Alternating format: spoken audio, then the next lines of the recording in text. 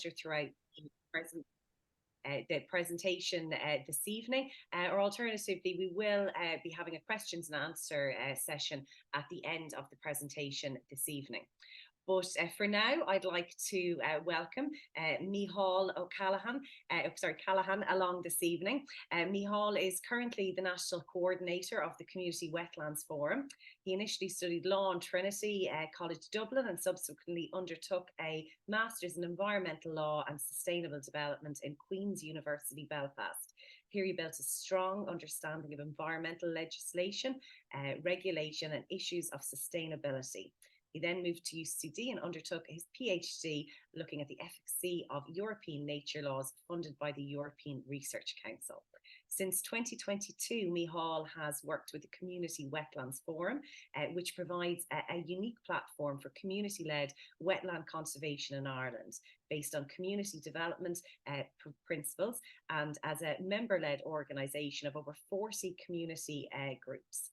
The Community Wetlands Forum has been successful in engaging local communities, environmental organisations, government agencies and academic institutions in its mission to support the protection, management and wise use of wetlands for sustainable communities over the last decade.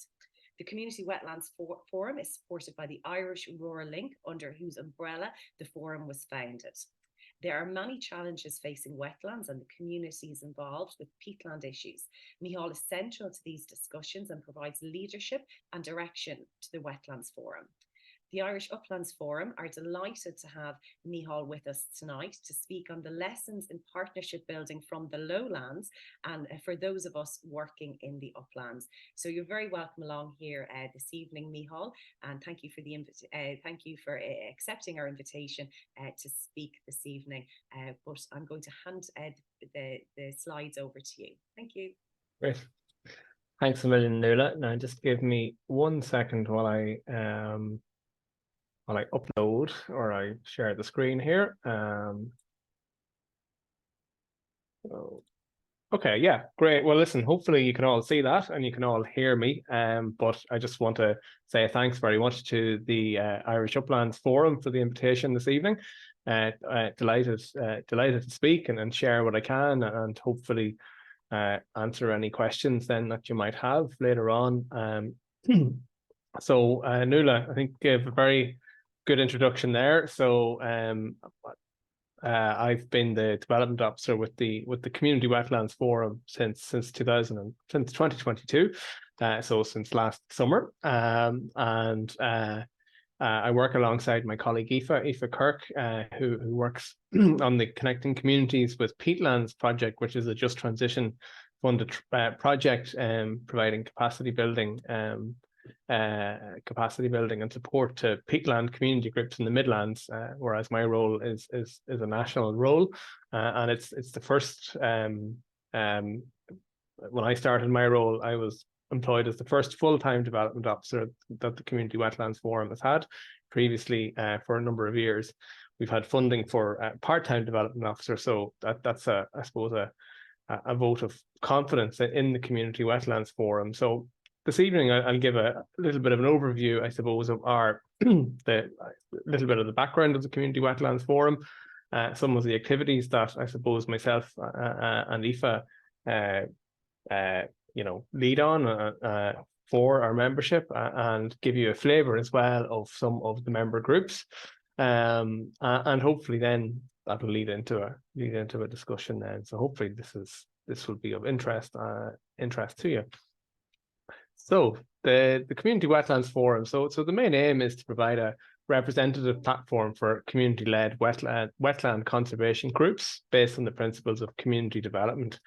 And our mission is to support the management and wise use of Ireland's wetlands for sustainable communities by providing a network for wetland groups to share knowledge, ideas, research and best practice. And our vision is a society where wetlands are valued by local communities and community engagement is valued as a means of protecting and managing wetlands for present and future generations. So really key, I suppose, to the Community Wetlands Forum is this idea of are the words community-led, because I suppose quite often particularly maybe in the environmental space, things are done to communities, and sometimes things are done with communities as well. But we maybe don't often hear enough about community-led initiatives, and through the membership of the Community Wetlands Forum, and indeed there are many other groups around the country, but certainly in the Community Wetlands Forum, we see the potential and the power for community-led and community-partnered conservation, and again, the word forum. So all the words of our three words name are very deliberate, and the word forum, it's a place for sharing of expertise and knowledge, very much in a peer-to-peer manner, and through that facilitation, through that sort of peer-to-peer approach, then strong and deep connections are built up over time between members. So yeah, two maps. The map on the left, which needs to be updated slightly, but that pinpoints member groups of the Community Wetlands Forum around Ireland. And in terms of community group members, we have about 40 community group members. There are also individual members and stakeholder members, and in recent times we've had more individual members joining people who happen to perhaps either own land or wish to get involved with the community group to undertake a wetland conservation project. But then on the right, I'm sure you'll be familiar with this graphic from the Wetland Surveys Ireland map of Irish wetlands, but shows over 13,000 wetland sites across the country. So of lots of every type of wetland, not just peatlands. So I suppose that shows the huge potential that there is for community-led action and community-led projects to protect and promote wetlands across the country. So I think that's just an interesting juxtaposition there. So I'll play this video now. Hopefully this will work, and you hear me at the start, but more importantly, you hear some of our members, two of our members, Eugene Dunbar in Tyrrell's Pass, and Eileen Fahy in Kilteven and Roscommon talk about a little bit about their work, but I suppose why they joined the Community Wetlands Forum. So hopefully this works. My name is Micheál Callaghan, and I'm the Development Officer with the Community Wetlands Forum. Community Wetlands Forum is a platform for community groups who are involved in the promotion of their wetlands and the protection and management of wetlands and peatlands around Ireland. So I suppose historically, when it comes to peatlands and even environmental policies and conservation, often it has been top down, and oftentimes communities and local stakeholders maybe have felt isolated and have felt as if things are being almost dictated to them. But our approach, of engaging communities and putting communities at the centre, it's empowering. It can, develops buy-in, trust as well, trust of sort of conservation and policy. Like over time, hearts and minds are changing. I'm Eileen Fahy, Chairperson of Kilteven Tidy Towns, and I also represent the group on the Community Wetlands Forum. If it wasn't for the Community Wetlands Forum, we probably would have a lot less done. This place would be a lot more boring, I'd say, because bogs have always inspired people, but to have the courage to actually unleash your own creativity, which is what it did with us. My name is Eugene Dunbar, and I'm actively involved in a local community group called Ethos. And Ethos stands for Everything Tyrrell's Pass Has on Show. And really in Ethos we've been exploring all different aspects of our local built and natural environment. The Community Wetland Forum helped us in Tyrrell's Pass to flourish, basically, to extend our knowledge, to get involved in a network which was beyond our local community. So we have groups that are on various stages of engagement with wetlands. So you have some groups who are very far advanced in terms of restoration and rewetting works. You have other groups who are just beginning. You also have other groups who are really focusing on recreation and focusing on the sort of mental and physical well-being benefits, the culture, the heritage. We're a really broad church, essentially, of groups not just actively conserving but also celebrating these unique places in Ireland. Looking at it from a community, from the aspect of a community driven, you know, and how local communities can interact with their bogs. And that really excited us. And that really was the spark which got us onto our current project, which was to develop a boardwalk here on Cloncrow. You're in a real community of like-minded people. And that's the key to it. Like, for any small group, I think it would be very wise to engage with the Community Wetlands Forum.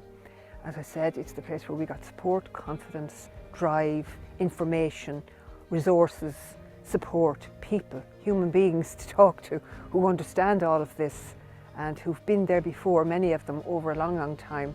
If you are a community organisation or a local group wanting to do something with your local wetland, then please do get in touch. I would love to hear from you and figure out a way that we can work together, and ultimately you won't regret it, so go for it.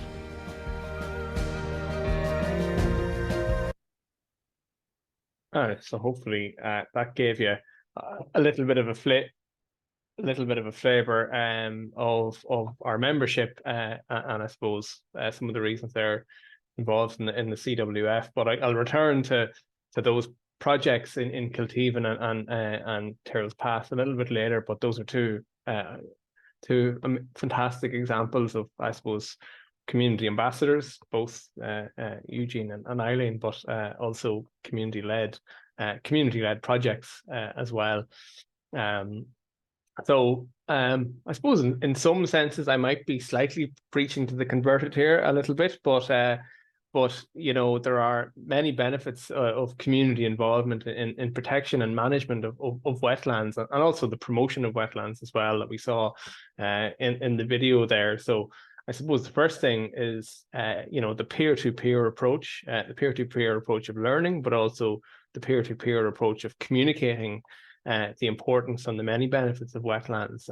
And I think, my opinion anyway, at least, that maybe the significance and the importance of wetlands and peatlands in particular from a climate and also to a biodiversity perspective maybe is not maybe widely understood or grasped, and certainly wasn't fully grasped by me, you know, not that long ago. So that's one benefit, and then, you know, through community projects provides communities and people living around sites opportunities to connect to, and then therefore hopefully protect biodiversity. So again, in the video, in both places actually, both Eileen and Eugene are really expert citizen scientists and have done a huge amount to raise awareness of the biodiversity in their communities and to connect communities with what's around them. I think creating a sense of buy-in to conservation and a sense of local ownership, I mean, that's crucial. I mean, I think you'll probably on this call all know how, or you know, realize how important that is, and realize that over the years, maybe particularly in terms of environmental protection in Ireland, that always hasn't happened, and to an extent maybe still doesn't always happen. So having communities centrally involved and even, you know, leading on projects is crucial to, I think, that sense of buy-in, and even in cases where the restoration works are led by another party. So for example, you know, one of our member groups, Scahaboy Bog in Tipperary, they describe themselves as a community supported, engaging in community supported conservation. So where the restoration is being carried out by in partnership between Kilsha and PWS, but the community is kind of community group is catalyzing support for the restoration works. Ecotourism and sustainable economic spin-offs, and I'll talk a little bit more about that later. Folklore, culture, and heritage communities, you know, do a lot to celebrate and respect the heritage associated with our peatlands. Physical and mental well-being and places of recreation as well, very important. And in a number of our member groups, there are social and green prescribing initiatives. So the idea that, you know, spending time in the outdoors is good for your mental health, connection, social capital, and collaboration. Bogs, I suppose, have traditionally in Ireland been places of connection and a spirit of Micheál, you know, when in terms of in the past bringing in turf, but through community-led initiatives, whether it's you know, community-led restoration initiatives or citizen science initiatives or the development of boardwalks, these projects are providing new opportunities for connection and social capital around our peatlands, and then environmental benefits such as water quality and water regulation. So those are some of the important benefits. So in terms of, I suppose, how the community give a flavour now, I suppose, of the type of the peer-to-peer capacity sharing, but also I suppose the benefits of membership. Both myself and my colleague, you know, we work well. Important to say, I suppose, as well, in anything that we do, we're led by our members. We're a membership-led organization, so we liaise very closely with our members on anything that we organize or anything that we do. It's because our members have expressed a need or a desire or a want for that. So earlier in the year, we had a Raised Bog biodiversity webinar series, and Nuala here contributed to that and gave a presentation on the plants of the Raised Bog, and that series then culminated in a series of guided nature walks around Cloncrow Bog in summertime. I think it was Biodiversity Week in the lovely hot weather that we had. Last year we had a seminar which explored peatland communities and landowners working together, and Mary from the forum spoke at that as well. The picture there in the top right is from a recent study tour that we organised in conjunction with the Shannon Town Wetlands Restoration Project, which is an urban wetland restoration project. And these study tours, and there'll be one coming up on at the end of this month in Killyconny Bog, and further study tours after that. They provide an opportunity for people they're very informal, provide an opportunity for people to come together and hear about I suppose what's happening, and network with each other. And last year we had a fire management workshop in Lunnymore Heritage Park in Kildare. So these are examples, I suppose, of some of the activities that we provide, and through these, I suppose, activities and events, they're okay. There's the event themselves, the topic of the event themselves, but then almost maybe as a bigger benefit are the networking opportunities for members and stakeholders, and opportunities for formal and informal peer-to-peer learning and capacity sharing and support. So at the very top there, you have a flyer and a photo from our conference back in June, which looked at community-led, I suppose, really looked at peatland finance and governance models, and it was spurred by conversations that our membership have had around what role should private finance and carbon credits have in community-led projects, and that was a great day in and of itself. And arising from that, we've decided that we won't engage with projects around the sale of carbon credits, because we feel that there's a lot of, I suppose, unknowns and potential risks for smaller community projects. At the very bottom there, bottom left, is from the Irish Heritage website, and this is an initiative that my colleague Aoife launched last year, the Know Your Bog initiative, basically whereby communities or anyone, any individuals at all, can upload stories or songs or videos or any snippet of information about their local bog on the Irish Heritage website, and they have a special section, Know Your Bog. So again, I suppose paying homage to culture and folklore and stories and local knowledge. So I'll speak a little bit more about some of our members now, to give you a little bit more of a flavour. So I'm sure you're all familiar with, or at least have heard of, Abbey Leak's Bog project in County Laois, and this is a great example of community-led peatland restoration, but also social social capital, recreation, ecotourism, you know, you name it really. And it's important to, I suppose, point out that it began from community opposition to proposed harvesting at the bog on the edge of Abbeyleix town. So while I myself, I'm neither an ecologist nor a hydrologist, I think this slide speaks for itself and shows in various parts of the bog the over time in most cases the emissions reductions associated with or resulting from the peatland restoration. And I think that's a very positive story to tell from a community-led restoration project. But of course, there's lots of other benefits as well. They've done fantastic work to enhance the biodiversity on the site, and there's, you know, again, really enthusiastic expert citizen scientists. But this slide shows the volunteers building and repairing the boardwalk at Abbeyleix bog, and I think this provides a fantastic amenity for the local community. But also, I think this particular shows the kind of the new 21st century Micheál that can be associated with bogs via community-led projects. And, you know, we're living in an age of social isolation, and there's a great need for connection. And so projects like this are you know, really fantastic from that perspective as well. And talked a little bit about ecotourism and kind of socio-economic spin-offs. And for those of you who have been to Abbeyleix bog, you know the hotel is directly adjacent to the bog.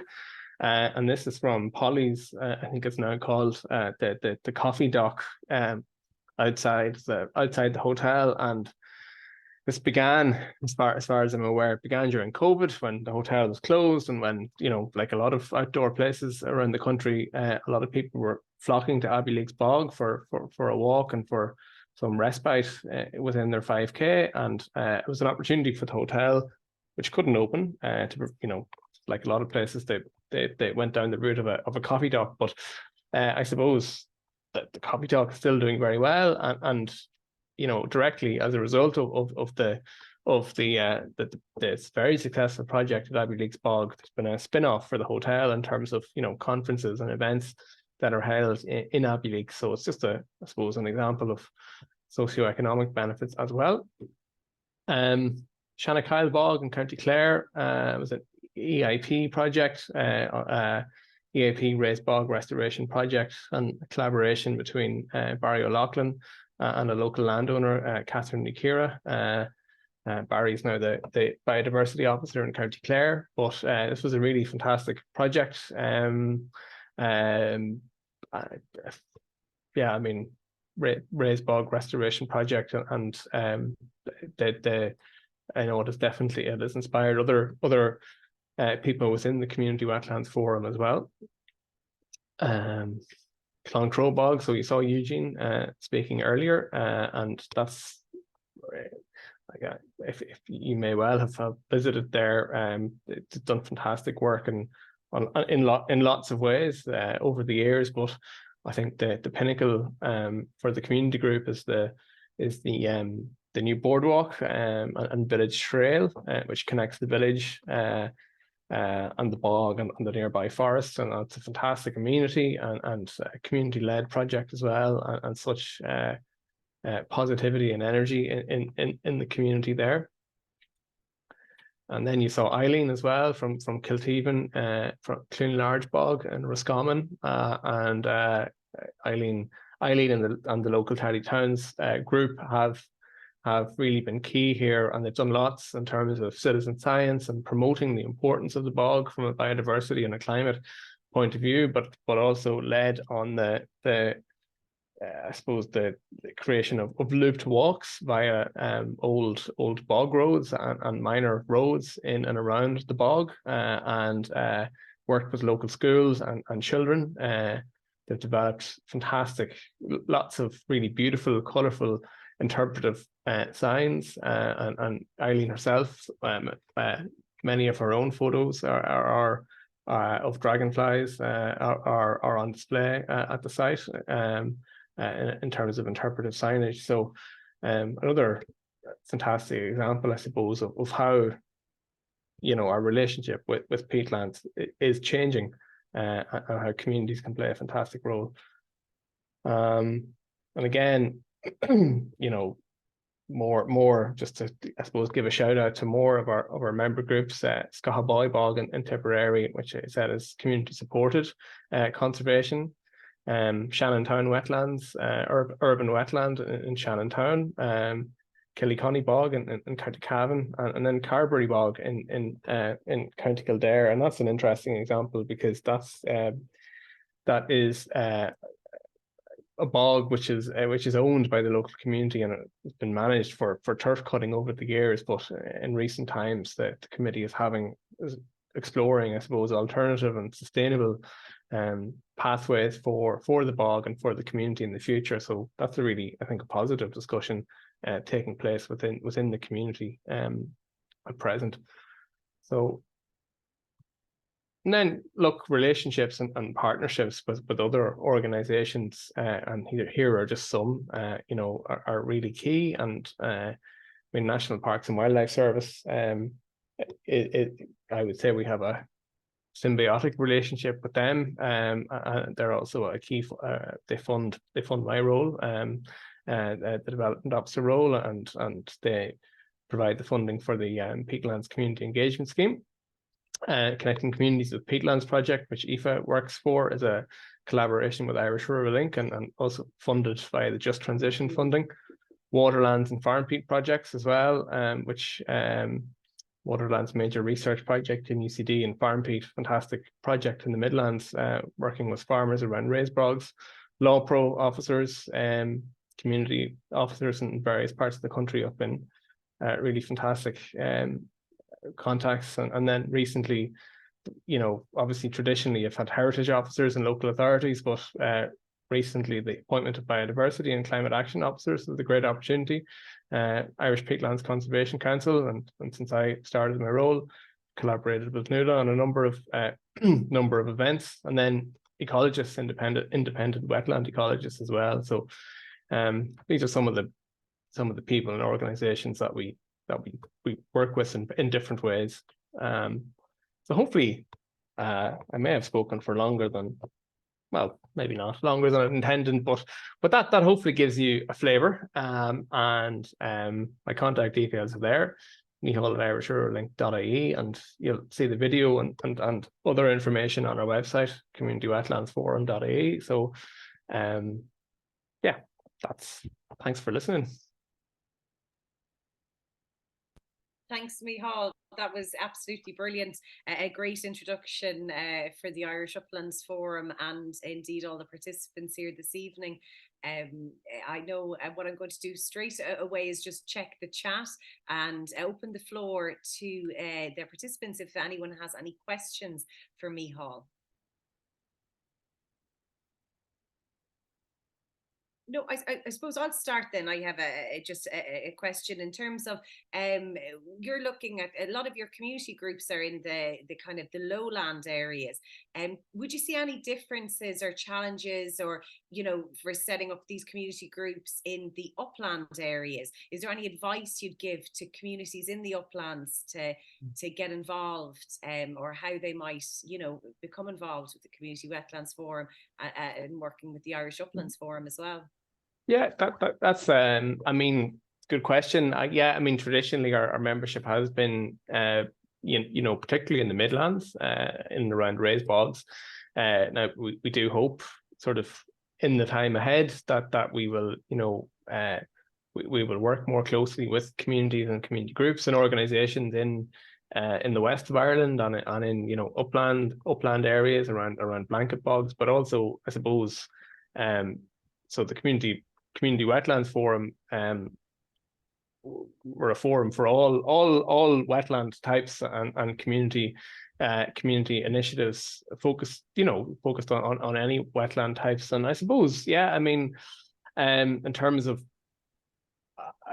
I mean, the one thing I always say to anyone maybe who contacts me is I try to identify, first of all, where they are geographically, but then what it is they're hoping to do and achieve, and I put them in touch with with some of our own members who either have done or are in the process of doing something similar to what they would like to do. So whether it's developing a boardwalk or instigating a a restoration project or a collaboration with the semi-state, or even at the very beginning, looking for funding or forming a community group, even, I will put them in touch with other groups, and that's where the peer-to-peer model comes in. So look, we're always happy to, if there's anyone, always happy to kind of do that, absolutely. Thanks, Micheál. I see Deirdre there. You have a question or comment? Yeah, I have. Yeah, thanks, Micheál. That was really interesting and wonderful to see the work being done, at community level. I just had a query about the use of board walking. I just from my own sort of professional work and some of my, I know, ecological colleagues would query the use of board walking for facilitating recreational access, that sometimes you're cutting off light and surface area from plant life and other things underneath. What's the general view of that, or has there been much discussion among the membership?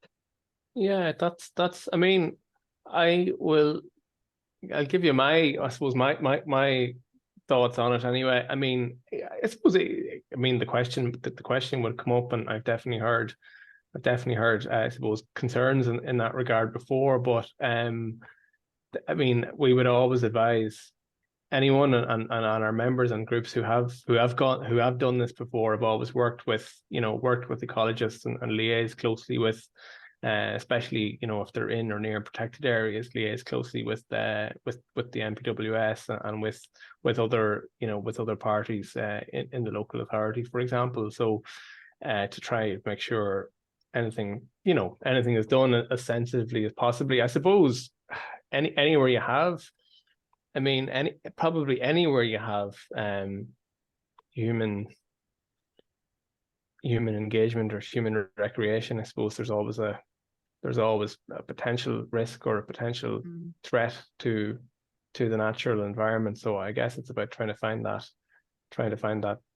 balance. But one thing I would say, certainly from I suppose the groups and individuals who have visited some of our member sites, that they're often blown away, I suppose, by first of all, by the opportunity to get up close to the bog, but then these boardwalks will often provide an opportunity to learn about the bog, as close to the bog as you can possibly get. So that is invaluable as well. So yeah, I mean, yeah, it's all about balance, I guess, at the end of the day, isn't it? Yeah. And I know I've been down where I'm from in Tipperary. The Scovaboy bog is beautiful. I mean, the access there out to that little platform in the centre of the bog is stunning. Yeah. Okay, thanks. Sorry, Helen has her hand up there. Thanks, Micheál. Thanks, Deirdre, and thanks, Micheál, for a very interesting presentation. I think it's a really good topic for the Irish Uplands Forum to look at what the parallels and transferable learnings might be. First question I'd like to ask is just in terms of generating buy-in to conservation, and it seems like you've had good success with many communities. I'm wondering what the ownership of the bogs is. You mentioned one of the bogs being community owned, but what's the ownership by and large across the member groups of the Community Wetlands Forum? Yeah. So off the top of my head, now I do have this written down somewhere, but off the top of my head, I suppose the best thing to say is it's a mixed bag. There's only one or two, as far as I'm aware, that are actually owned by the community. There are a number of leases. So in the case of Abbeyleix Bog, and that again is probably a rarity. There's a long-term lease there with Bord na Móna. Other places, like I suppose like peatlands and bogs around Ireland, there is a you know, a myriad of landowners. So in Tyrrell's Pass, if I'm correct, there are numerous landowners, and buy-in was essentially sought from the local landowners there. And then some are, you know, some are state owned as well. So and then in the case of Shanachile Bog, for example, I mean, that worked really well because there was one landowner. And similarly, Tullamore Lions Club are undertaking a project directly with one landowner, somewhere between Burr and Tullamore. So yeah, mixed, and I mean, as I'm sure you know, you'd agree, I suppose ownership and property rights and all of that can certainly be a challenge in an Irish context, especially. Yeah, it can be a challenge, and it does vary quite a bit as well in the uplands as well as on the wetlands. I guess one of the things I'm thinking about is, you know, the huge challenge we face in getting farmers and landowners in upland areas to buy into conservation. And I'm just wondering if you've examples of farmers on the community wetlands areas who've, you know, really, and I can understand somebody being blown away by a close-up view of a dragonfly or meeting lizards face to face. That, yeah, if you've got any really good examples of farmers that have been won over to conservation. Yeah, well, I mean, so I referenced the Farm Peat project. So I mean it's I suppose a separate project, but I mean that is a great example of, you know, the kind of approach. It's a results-based agri-environmental project in the Midlands, working with farmers around raised bogs in the Midlands, and I think that approach is very positive, and will hopefully, I know there are developments in some of the Acres cooperation project areas, but hopefully that approach will sort of expand and become a little bit more what's the word, long term into the future. But in terms of members, I mean, yeah, I mean, we do have members who are farmers, and we do get phone calls as well from people who own land, or maybe used to farmland, for example, or farmland adjacent to peatlands, who want to do something positive with it. Yeah, the best example, or well, an example that I can give is so I mentioned Carberry Bog, and they're sort of looking at their future, and one of their members, older members, was on a study visit to Abbey Leaks Bog, and I believe apparently was blown away by Abbey Leaks Bog, and sort of, you know, had a moment where, oh wow, we have something incredibly precious and important here at home. So there are, yeah.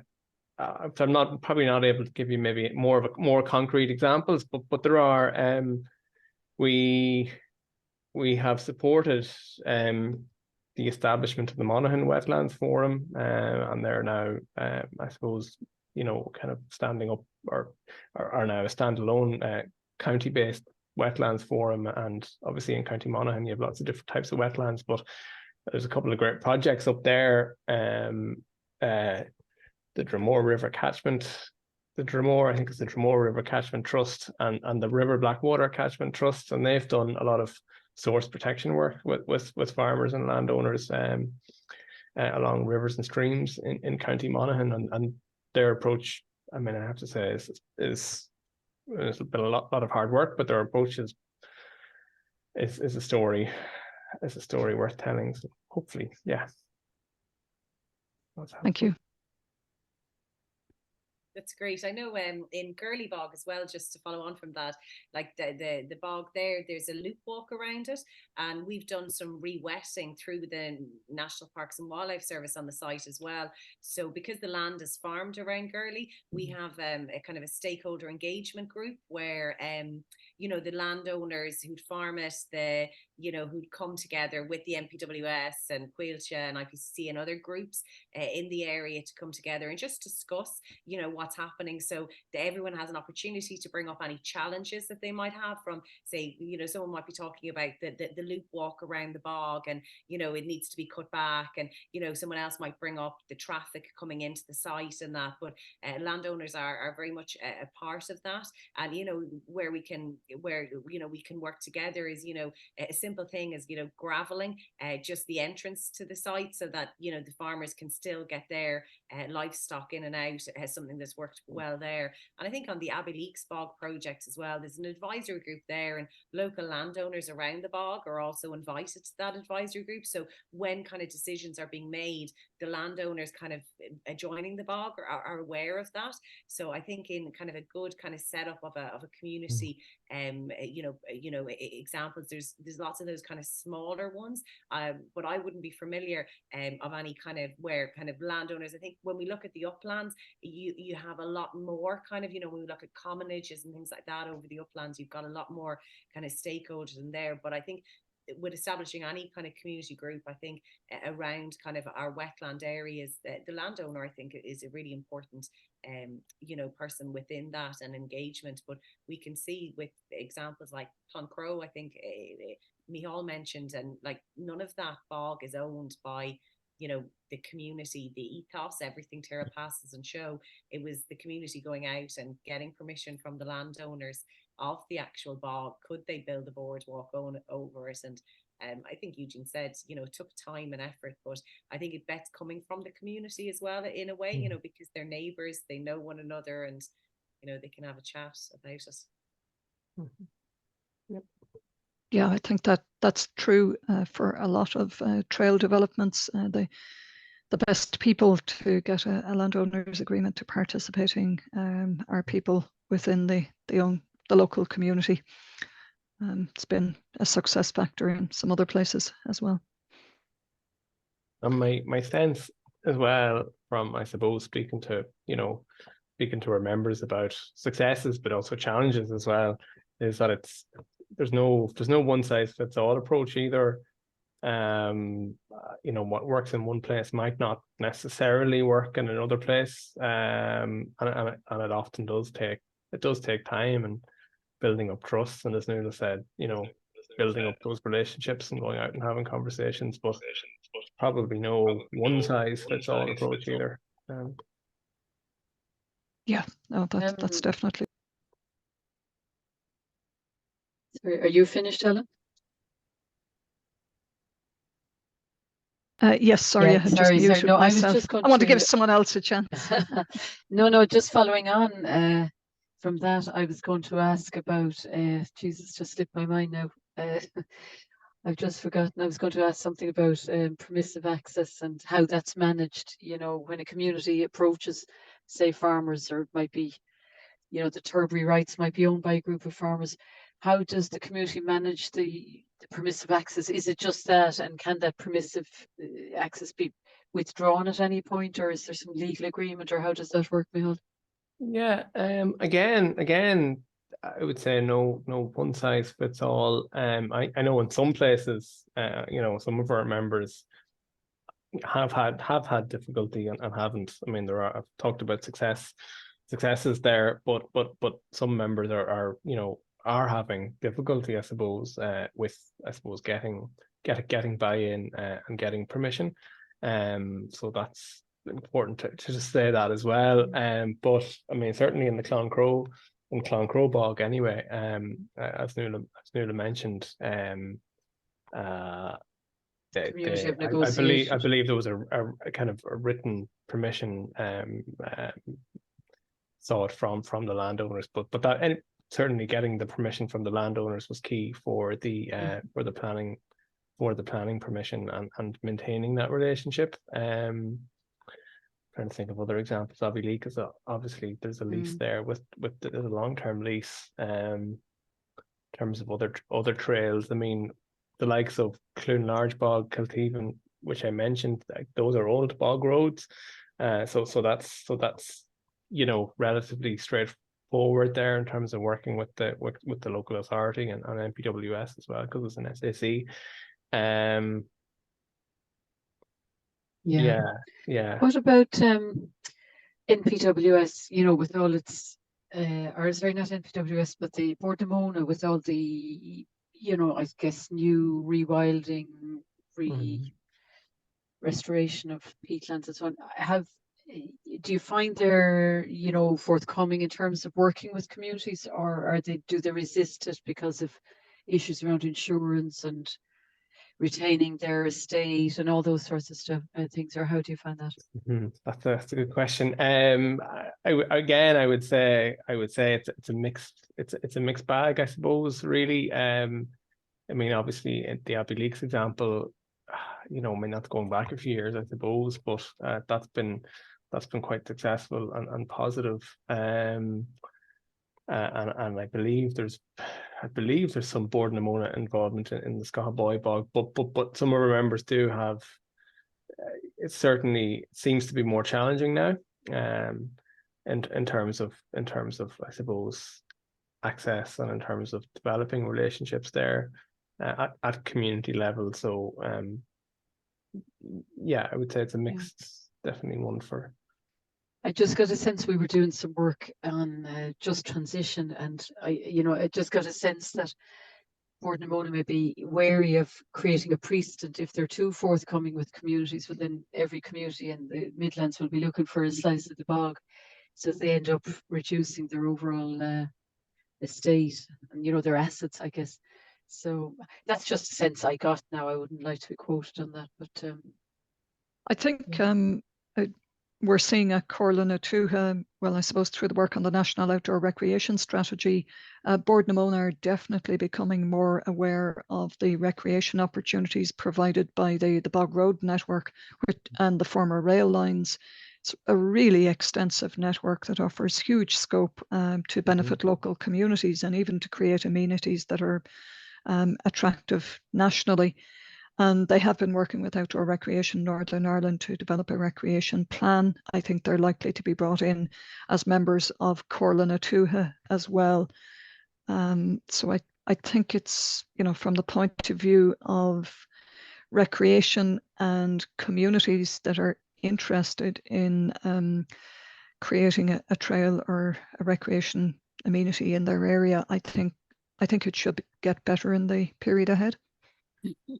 I think just maybe just very quickly say there, sorry. I mean, I think, you know, it's a win-win, or it ought to be, you know, a win-win, and there are community groups who, yeah, I think it's a win-win both for Bord na Móna and community groups and other players as well. So yeah, no, definitely I would agree with that. No, I think it's probably, I'm guessing also within Bord na Móna there's a generational shift also, you know, that there's younger members of staff who are recreational enthusiasts themselves, who are taking on management roles. And so, you know, there's that natural sort of progression that happens within an organizational culture. So that's positive. And great to hear that, Alan, about the Northern Ireland community. Deirdre, could I just come in here for a minute? Can you hear me? Yes. Oh, great. I want to talk about the Just Transition funding, which has obviously been very important to the Community Wetlands Forum, you know, in funding IFA's position. And the funding was basically given by the EU because of the major economic changes in the Midlands, you know, due to the cessation of large-scale commercial turf cutting and also electricity generation. And that's why this funding is there in the Midlands. Now, in the uplands, you know, the same sort of major change has to happen. You know, we have to start looking after the carbon stocks in the peatlands there. We've got to reduce the amount of turf cutting. We probably have to re-wet some of the upland areas, but we don't have a just transition funding for that area. So how are we going to get that, Micheál?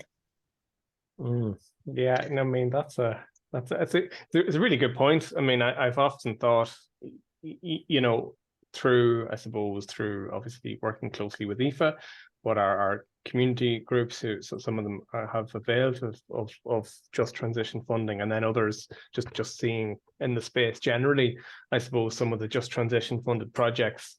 I've often thought, God, you know, everywhere. I mean, we all need to transition, I suppose, like the whole country, the whole planet, all of Europe needs to transition, you know, and very quickly. So that's, I mean, that's, you know, I suppose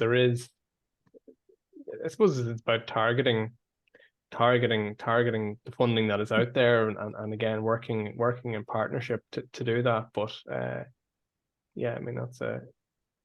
Could I come in on that through the chair? Sorry, just to say that from our own, you know, in my professional life, we've done some work on this, but, you know, essentially there's a national just transition plan, which allies with the European just transition plan. And unfortunately, it's all to do with economic, where there's been, you know, coal mining in places like Poland or Latvia or Germany, or peat extraction in Ireland. It's only to compensate for those areas where there's been a shift into renewable energies.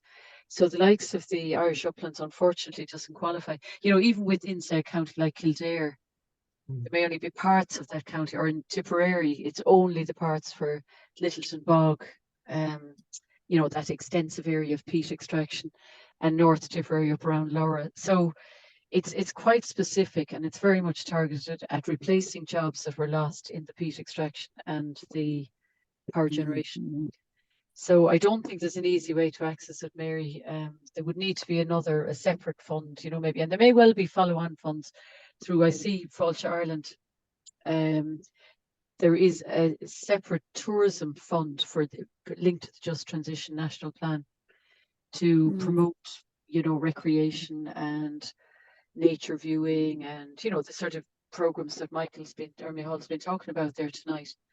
But it's not easy to see how that can be applied to the uplands, but it may be, you know, as the thing rolls on and it extends outwards. Now it's just coming up to 8 o'clock there. Thanks. So I think just to finish, maybe Micheál could maybe offer his top 3 advice tips to the Irish Uplands Forum for going on with from this presentation this evening to you know, how we can promote you know, engagement in the uplands.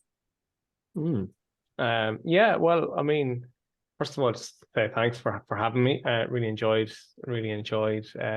the conversation this evening. I'd say just keep doing what you're doing, and providing opportunities for stakeholders and landowners and communities to get together and you know, keep in touch as well. We'd love to, yeah, I mean, we'd love to work more closely, and I think as well from probably from our perspective as well, you know, communications is key, and that's something I'm very conscious of, and need to become more conscious of as well in my own work. And it's a very noisy space, but yeah, communications. But no, I mean, I can't really say I have off the top of my head what tips I can say. But look, it's been great to talk and discuss, and this type of thing, actually, these webinars, I think, kind of informal opportunities to get together and share knowledge and talk things through. I mean, it's invaluable. So Just thanks very much for that. Great. That's great, Micheál, and we really appreciate you taking time to be part of the Irish Uplands Forum Autumn webinar series. We're also very grateful to the Heritage Council for supporting this series of webinars, and of course to all of our participants this evening. Thank you so much for coming along. But I think, Micheál, a lot of the thanks goes to you as well. So thank you very much, and we'll leave it at that for tonight. Lovely. Listen, thanks very much. Take care. Thanks, Micheál. Thanks, everyone. No, look, thanks, Micheál. Thanks, all. Thanks very much indeed, Micheál. Just trying to get the final slide to come up and it won't do it for me.